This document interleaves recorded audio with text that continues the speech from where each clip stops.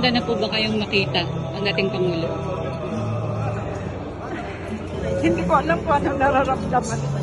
Pero nagpapasalamat talaga ako sa Panginoon. Kahit pa paano, mapakinggan niya yung side namin. Gaano kami naghihirap sa mga anim na tao na paghihirap namin. Pinalaki ko mga anak ng maayos sa katapos ng pag-aaral. Hindi ko siya ordinary. Tambay lang. Siya po'y may trabaho. Hindi ko siya kagaya ng inaakala ng iba.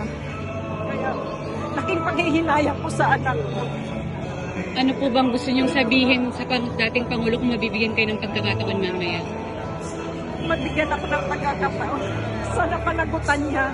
Pero hindi kami kapayag na dito siya sa Pilipinas makulong. Sana sa ICC. Kasi dito sa Pilipinas, ang hustisya natin, makulong lang ng sandali.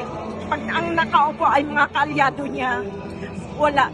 Katapat, wheelchair, hospital, house arrest. Pasensya na po papaulit ko, pero sino po ba ang anak niyo na naging biktima na? Jesus Cordero, Ilang taon po siya noon? 26. Anong year po siya na patay? 2019. Ang nakapatay po ba, police or vigilante? Baybas po. Baybas po. Saan po?